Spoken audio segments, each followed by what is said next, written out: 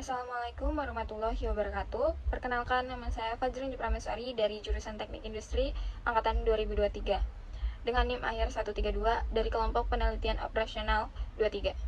Di sini saya ingin menjelaskan bagaimana cara dari penyelesaian soal menggunakan metode Big M melalui software Excel dan POM-QM. Di mana di sini ada soal pemenuhan gizi pada usia anak-anak sangat penting untuk perkembangan kesehatan mereka, yakni dengan cara memenuhi kebutuhan makronutrien tiap anak. Namun, kesanggupan tiap manusia dalam memenuhi kebutuhan asupan gizinya dipengaruhi oleh biaya dari makanan itu sendiri. Oleh karena itu, perlu adanya optimasi biaya pemenuhan asupan gizi pada makanan bagi anak-anak dengan tujuan untuk mencari komposisi, jenis, dan jumlah makanan yang dapat memenuhi kebutuhan anak-anak dengan biaya yang seminimal mungkin. Seorang ahli gizi melakukan penelitian terhadap seorang anak laki-laki yang berumur 6 tahun dengan tinggi badan sebesar 1,15 meter dan berat badan sebesar 20 kg. Setelah ahli gizi tersebut mendapatkan nilai kebutuhan total kalori anak laki-laki tersebut dalam satu hari, yaitu sebesar 1148,09 kalori. Selanjutnya menghitung kebutuhan makronutrien sebagai berikut. Di sini ada 6 data kebutuhan batas atas dan batas bawah dari protein, lemak, karbohidrat, serta ada kalorinya juga. Di sini. Selanjutnya, ahli gizi juga meminta kepada anak laki-laki tersebut untuk memilih menu makanan hariannya, sehingga diperoleh hasilnya sebagai berikut. Di sini ada data nasi putih, tahu, dan tempe, di mana di sini ada protein per 150 gram ya, lemak per 150 gram, karbohidrat per 150 gram, kalori per 150 gram, dan ada harganya. Tentukan berapa gram dari masing-masing makanan yang harus dikonsumsi oleh anak laki-laki tersebut untuk memenuhi asupan gizinya agar meminimalkan biaya total. Nah, di sini juga saya sudah mengasumsikan biar bisa dibaca lebih jelas, di mana di sini saya mengasumsikan X1 sebagai nasi putih dan dengan harga 2.300, dan ada tahu saya asumsikan menjadi X2 di mana harganya ada 1.000. Nah, di sini juga ada batas bawah dan batas atas serta nasi putih, tahu, tempe dari protein, lemak, karbohidrat, dan kalori.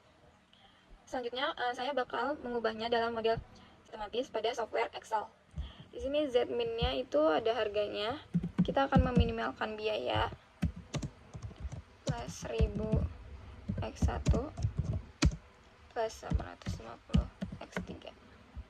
Sini ada dengan fungsi kendala pada protein, lemak, karbohidrat, dan kalorinya.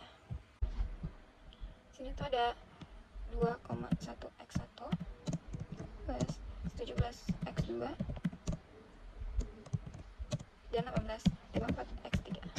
Dia harus lebih kecil atau sama dengan dari batas atasnya, 145. Lalu ini kita copy aja buat si batas bawahnya. Begitupun seterusnya untuk lemak, karbohidrat, dan kalori.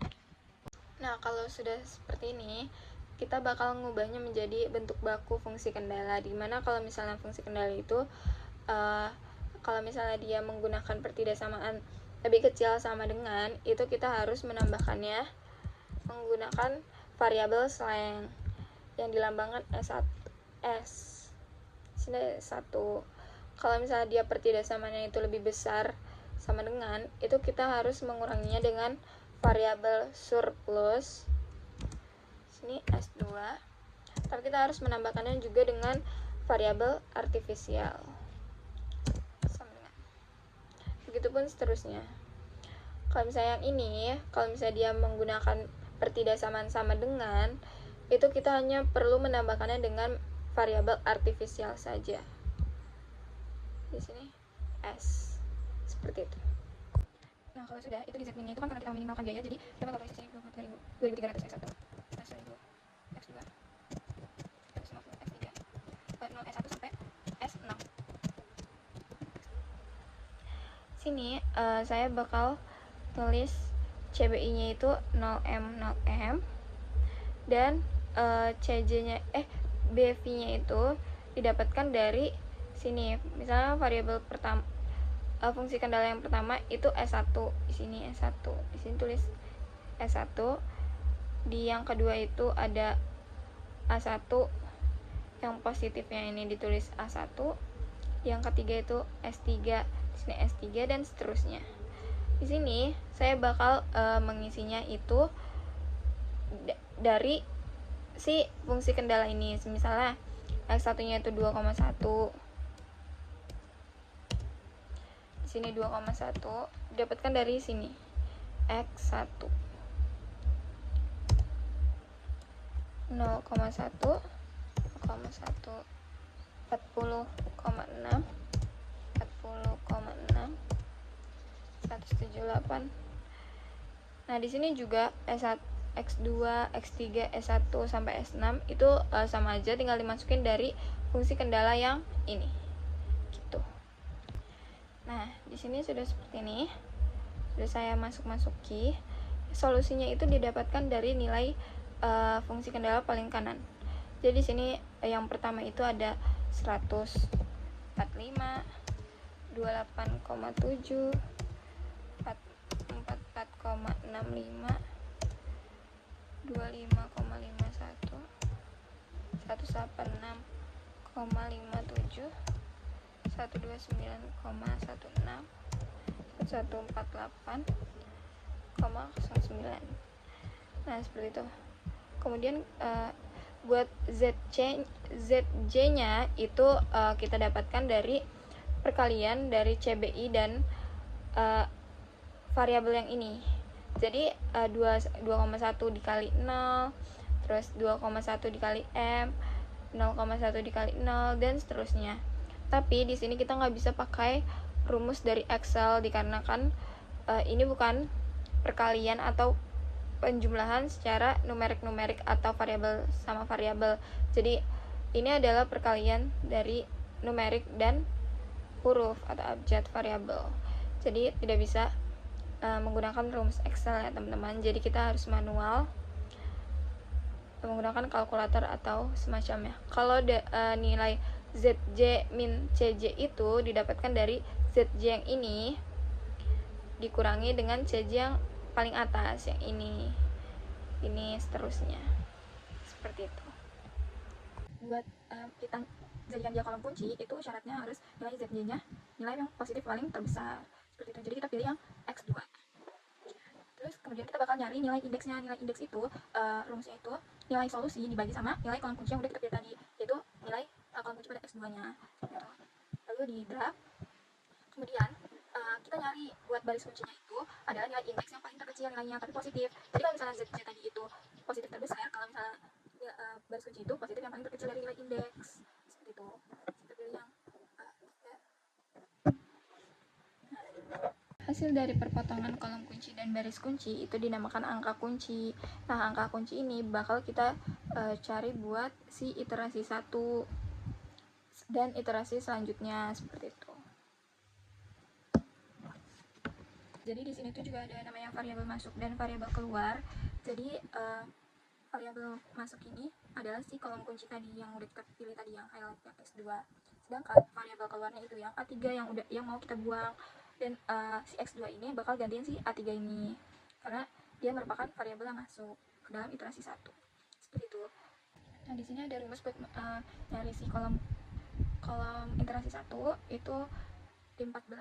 Di 14 itu angka lama dari simplex awal, terus dikurang sama nilai kolom kunci yang pertama dan dikali sama si angka atau baris yang kita buang tadi, terus baru dibagi sama angka kunci. Jangan lupa dikunci sebanyak 3 kali, 2 kali, dan sekali, seperti itu.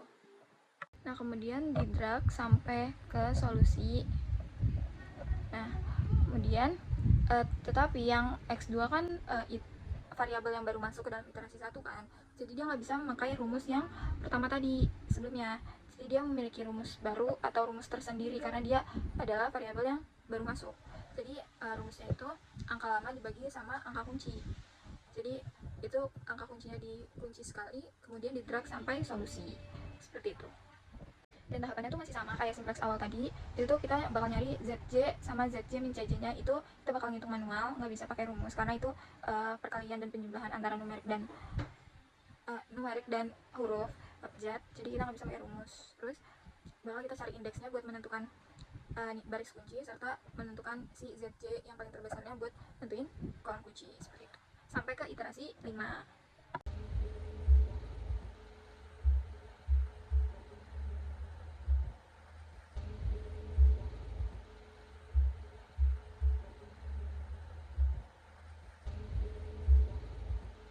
Kalau sudah sampai di iterasi 5, selanjutnya ke iterasi 6. Di iterasi 6 itu sama saja, tetapi dia udah nggak kita cari kolom kunci dan baris kuncinya dan nilai indeksnya. Jadi itu tuh kita bakal tetap nyari ZJ sama ZJ min CJ nya, cuman udah sampai akhir karena syarat untuk menjadi solusi optimum itu si ZJ min CJ nya itu sudah di bawah 0 atau sama dengan 0. Jadi kalau misalnya masih positif, lanjut ke iterasi selanjutnya. Tapi kalau misalnya sudah mencapai optimumnya 0 atau di bawah 0, itu sudah mencapai solusi optimum, dan solusinya itu harus sudah bernilai positif dan iterasinya sudah selesai. Seperti itu.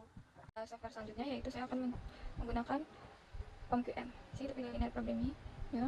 Kita di sini bakal nulis Fajri TB Meswari dengan level tuning PM. Si number of constraint itu ada 7 kan teman-teman tadi, dan levelnya itu 3. Nah di sini kan kita mau meminimalkan biaya buat gizinya kan, untuk memenuhi gizinya kan. Jadi kita pilihnya minimize. Nah seperti ini. Kita bakal sini. Tidak, salah.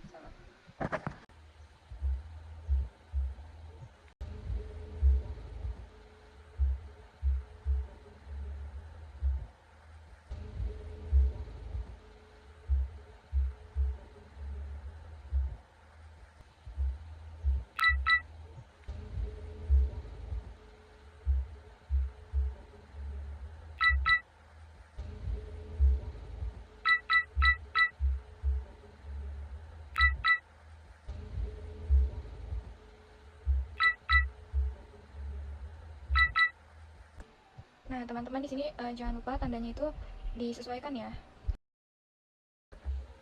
Nah kalau udah seperti ini baru kita bisa nge-solve-nya.